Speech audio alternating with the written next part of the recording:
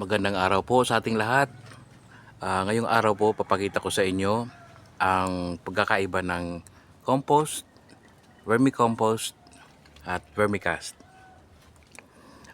Dito sa bahay, meron po akong lumang ref na ginawa kong compost bin. Ito po ang yan, mga pinapabulok ko dito sa bahay. Yan ang itsura ng mga compost. Yun, halos may isang taon na po ito, hindi napupuno kasi tuwing lalagyan ko, yun, diretso lang siya. So mga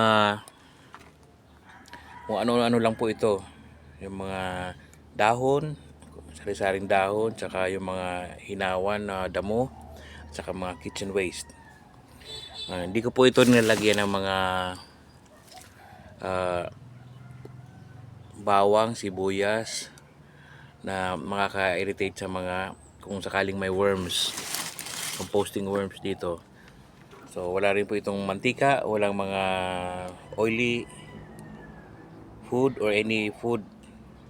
So purely mga nabubulok lang po ito na mga organic materials. So dati dito sa kabila, diyan ko nilalagay yung na-harvest ko na dito. So ito, yan, nakikita niyo po, halos parang lupa na. So ang gamit ko po nito, pag na-harvest, hinahalo ko sa potting mix. Okay. So gaya po ng nasabi ko dati, ito yung na-harvest ko po dito ko nilalagay. Pero ngayon po, ginawa itong section na to, ginawa kong tambakan ng mga malinis na dahon para po sa aking African Nightcrawler na pinapabulok ko rin. Ito medyo halo-halo ito, so hindi ko po ito kain sa African Nightcrawler.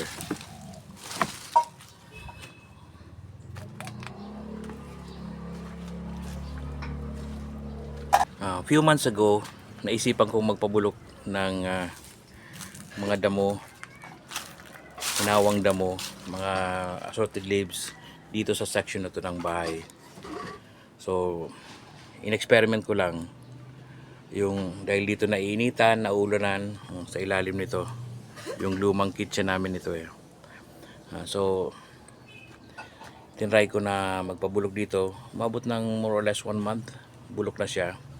So ang ginawa ko, hinarvest ko siya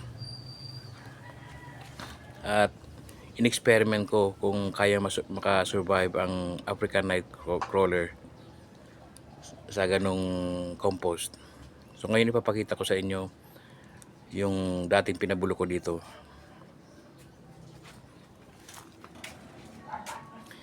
Ito na po yung itsura nung nasabi kong pinabulok na kung ano-ano. So kuwan lang po ito. Tingnan nyo, mahigit isang buwan na to, almost 2 months na yata. So itim na siya. At pinatirahan ko po ng African Nightcrawler. Ang African Nightcrawler po kasi ay composting worms. So pero experiment ko lang naman to. Pero tingnan nyo po. Siya nga pala, nung nilagyan ko to nung compost na experiment ko, punong-puno po ito. Ito na lang po natira kasi yung iba hinarvest ko na. Tingnan nyo po, sa ilalim may mga worms. Ibig sabihin, nakasurvive po sila, ganun po sila karami. So wala po itong halong kung anong pagkain, purely compost lang po ito. So ito po ang tinatawag na vermicompost na may worms. Bali, pinabulok ko muna, then nilagay ko dito, then nilagyan ko ng worms. So yung kanina pong nakita ninyo ay yung compost lang po yun, pure.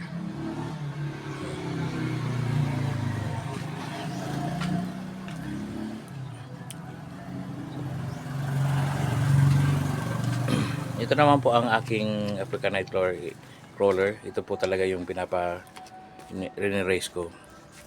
Yan po sila. Ang produkto po niyan ay ito na, vermicast. Ang pagkakaiban po, ibang-iba po ang texture ng vermicast.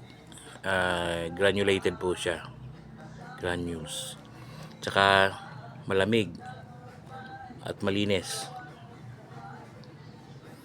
Unlike po dito, experiment lang po yan, parang lupa na medyo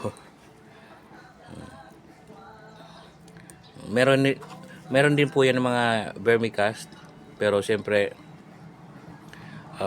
konti lang, more on organic material, mas marami siyang organic material. Ito po talaga yung pure vermicast. At saka pag hinawi nyo po siya, lalo pag marami siya, katulad nito karami, maramdaman nyo po na malamig siya.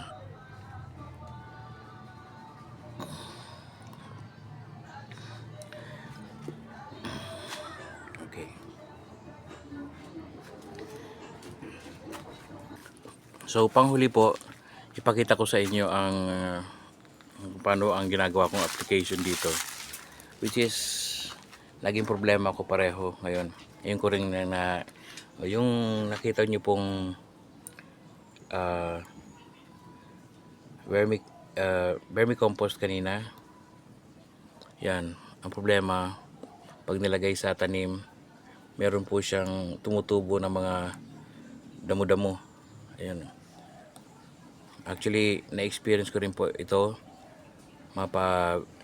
compost, pure compost, saka ngayon experience ko sa vermicompost, meron pang mga natitirang, tinutubuan pa siya ng damo, unlike sa vermicast na pure worm casting siya. Pakita ko din po sa inyo.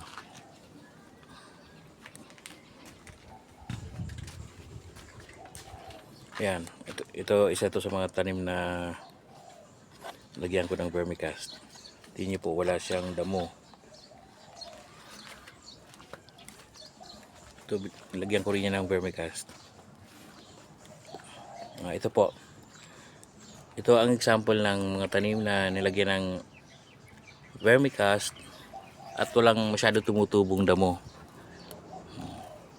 Binroadcast ko lang po dito yung vermicast, kalamansi po yan. Ito naman, nilagyan ko rin ng vermicast. Kung titingnan nyo po, wala masyadong tumutubong damo. At yan, nagsisibulan na po. Luya po ito, puting luya. Ito naman na dilaw na luya.